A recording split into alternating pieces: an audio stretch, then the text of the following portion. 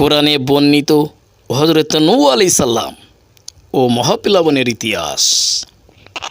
পৃথিবীর ইতিহাসে এমন একটা বন্যা বা প্লাবন হয়েছিল যা পুরো পৃথিবীকে চিরতরে বদলে দিয়েছিল। কেন আল্লাহ তাআলা সেই জাতিকে ধ্বংস করেছিল? হযরত নূহ আলাইহিস সালাম কেন 950 বছর দাওয়াত দেওয়ার পরও মাত্র অল্প কিছু মানুষকে ঈমান আনতে পেরেছিল? আজ আমরা জানব কোরআনে বর্ণিত সেই মহাপ্লাবন ও নূহ আলাইহিস সালামের বিশাল নৌকার এক অজানা ইতিহাস। তার আগে সংক্ষেপে কোরআনের একটি আয়াতের ব্যাখ্যা আপনাদেরকে বলি। সূরা নূহ আয়াত নম্বর 1। এই আয়াতে আল্লাহ তাআলা বললেন, আমি নূহকে প্রেরণ করেছিলাম তার সম্প্রদায়ের প্রতি এই কথা বলে তুমি তোমার সম্প্রদায়কে সতর্কতা করো তাদের প্রতি কঠিন শাস্তি আসার আগে। নূহ আলাইহিস সালাম তার 4টি সন্তান ছিল। 3 সন্তান নূহ আলাইহিস সালামের পক্ষে ছিল, আর এক সন্তান তার নাম কেনআন ও নূহ আলাইহিস সালামের স্ত্রী ইসলাম গ্রহণ করে নাই। তারা 2 জন প্লাবনে ডুবে গিয়েছিল। এই ঘটনাটি এখন আমরা জানব। তার আগে বলছি ভাই, ইসলাম হচ্ছে এমন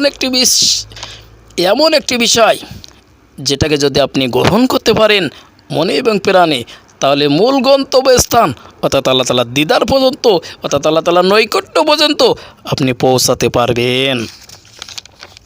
তা দেখেন ভাইরা, 1000 বছর আগে মানুষ আল্লাহর একত্ববাদ ভুলে মূর্তি পূজা শুরু করে।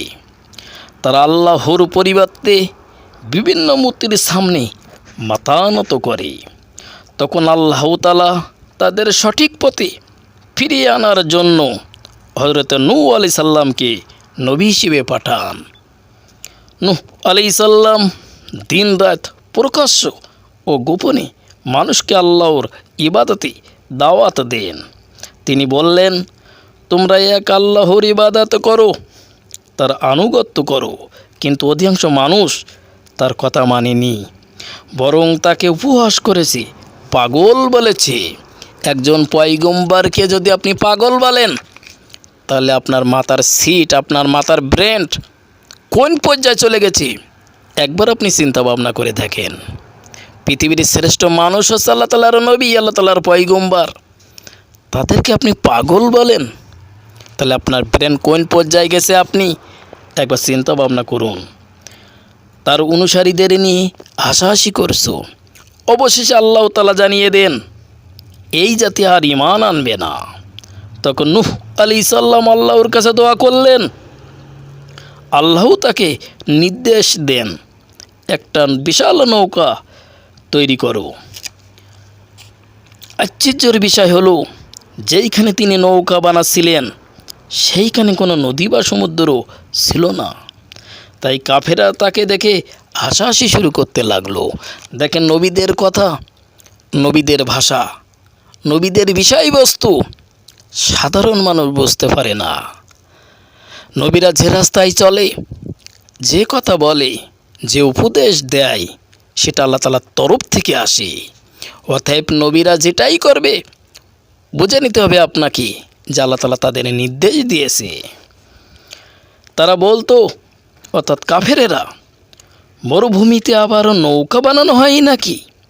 কিন্তু নূহ আলাইহিস সালাম আল্লাহর নির্দেশে অনুযায়ী কাজ চালিয়ে যান। যখন নৌকা তৈরি শেষ হলো, তখন আল্লাহ তাআলা নির্ধারিত সময় এসে গেল। পানি উতলে উঠতে শুরু করলো, অর্থাৎ নিচের থেকে উপরে উঠতে শুরু করলো। এইটাই ছিল মহাপ্লাবনের শুরু হওয়ার একটি বিশাল আলামত।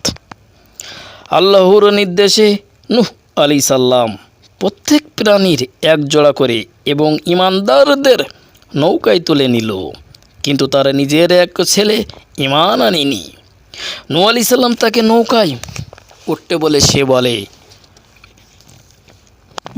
বলে উঠল, আমি পাহাড়ে গিয়ে আশ্রয় নিব। দেখেন, যেখানে আল্লাহ তাআলার গজব আসবে, যেখানে আল্লাহ তাআলার মহাপ্লাবন শুরু করবেন, সেইখানে আপনি পাহাড়ে গিয়ে আশ্রয় নেবেন? এটা কখনো সম্ভব না, ইম্পসিবল।